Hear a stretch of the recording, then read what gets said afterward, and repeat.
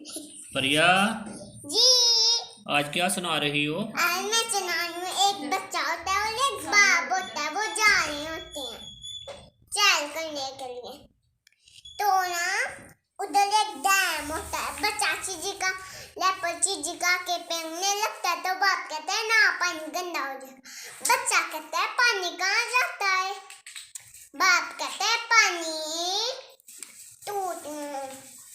कहता है मैं थक गया, सफर करना पड़ेगा घर का। बच्चा बाप को धक्का मार देता है डैम में, पानी में वो। तो ना गला जाता है, माँ कहती है बाप का टूटी को नहीं, टूटी से निकल जाएंगे। बिस्मिल्लाहिर्रहमानिर्रहीम। शुरू करता हूँ अल्लाह के नाम से जो बड़ा मेहरबान और नहायत रहम करने वाला है। अस्सलामु अलैकुम। लास्ट पीरियड में हमने मॉड्यूलेशन के बारे में पढ़ा था, इसकी ज़रूरत के बारे में पढ़ा था, उसकी एग्ज़ाम के बारे में पढ़ा था। आज मैं दोबारा आपको बता देता हूँ। मॉड्यूलेशन एक ऐसा तरीका है जिसमें लो फ्रीक्वेंसी के सिग्नल को हाई फ्रीक्वेंसी के ऊपर सवार करके एक जगह से दूसरी जगह भेजा जाता है। इसको मॉड्यूलेशन कहते हैं।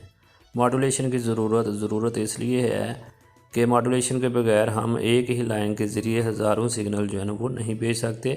अगर मॉड्यूलेशन की जाए तो एक ही लाइन के ज़रिए ज़्यादा सिग्नल जो है ना वो भेजे जा सकते हैं। और अगर मॉड्यूलेशन नहीं हम करते तो उसके लिए हमें ज़्यादा हाइट पर एंटीना जो है ना वो लगाना पड़ेगा।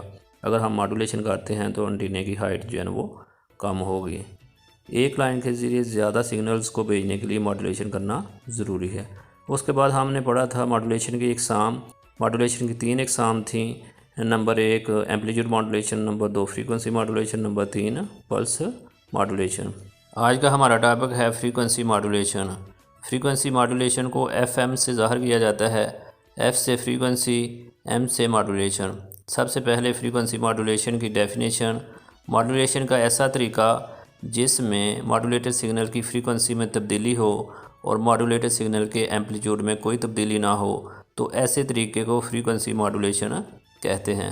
फ्रीक्वेंसी मॉड्यूलेशन का सबसे बड़ा फ़ायदा ये है कि इसमें ट्रांसमिट किया गया सिग्नल शोर और डिस्टॉर्शन से पाक होता है, जिसके नतीजे में रिसीवर पर बहुत साफ आवाज़ सुनाई देती है।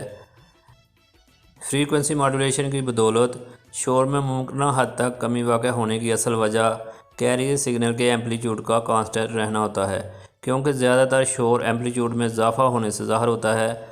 याद रहे कि फ्रीक्वेंसी मॉड्यूलेशन को एंगल मॉड्यूलेशन भी कहते हैं।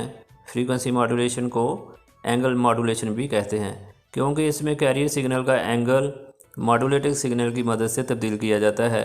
इस मॉड्यूलेशन को रेडियो, टीवी और मिलिट्री सैटेलाइट्स वगैरह में इस्तेमाल किया जाता है। अब आप देखें डायग्राम की तरफ। डायग्राम में 3 सिग्नल्स जो है ना आपको नज़र आ रहे हैं। सबसे ऊपर जो सिग्नल है ये लो फ्रीक्वेंसी का सिग्नल है, इसमें इंफॉर्मेशन मौजूद है। दूसरा जो है वो कैरियर फ्रीक्वेंसी का सिग्नल है, ये जनरेट किया गया है, इसमें कोई इन्फॉर्मेशन नहीं है।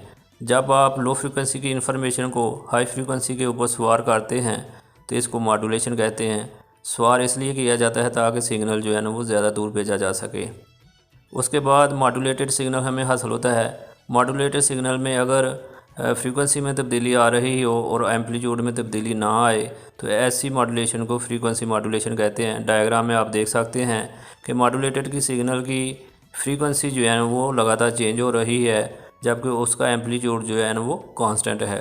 नीचे वाली जो वेव है वो मॉड्यूलेटेड सिग्नल की है। इसको आप दोबारा देखें, इसमें जो है ना एम्पलीट्यूड चेंज नहीं हो रहा, जबकि फ्रीक्वेंसी जो है ना वो चेंज हो रही है। तो इसकी आपने डायग्राम बनानी है 2 दफ़ा। आज के लेक्चर के मुतल्लिक़ तमाम इन्फॉर्मेशन बुक के ऊपर मौजूद है। आपने इसको 1 दफ़ा स्टडी करना है और डायग्राम को 2 दफ़ा रजिस्टर के ऊपर बनाना है। डायग्राम के बारे में मैं बार बार इसलिए कहता हूँ कि ये बनाने से आती है, देखने से नहीं आती। डायग्राम को आप ड्रा करेंगे तो आपका कंसेप्ट जो है ना वो क्लियर हो जाएगा और डायग्राम बनानी भी आ जाएगी।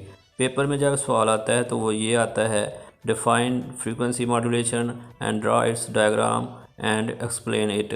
तो आपने डायग्राम भी बनानी है, डेफिनेशन भी करनी है और इसकी वजाहत भी करनी है। तो डायग्राम आपको बनानी आनी चाहिए। ये अहम सवाल है, पेपर में अक्सर आ जाता है। अगर एक साल ना आए तो दूसरे साल लाजमी आ जाता है। अगर आपके जहन में कोई सवाल है तो आप मुझसे ईज़िली जो है ना वो पूछ सकते हैं। व्हाट्सएप ग्रुप के ऊपर भी पूछ सकते हैं, मेरे पर्सनल नंबर के ऊपर भी पूछ सकते हैं। और या आप यूट्यूब के ऊपर कमेंट्स बॉक्स में अपना सवाल राइट कर सकते हैं। अगर आप वहाँ सवाल लिखेंगे तो मैं आपको वहाँ पर जवाब दे दूँगा। अगर आप व्हाट्सएप ग्रुप के ऊपर पूछेंगे तो मैं व्हाट्सएप ग्रुप के ऊपर आंसर दे दूँगा। अगर आप मेरे पर्सनल नंबर पर कोई सवाल करेंगे तो मैं आपको पर्सनल नंबर से आपको उसका आंसर दे दूँगा। शुक्रिया, अल्लाह हाफिज़।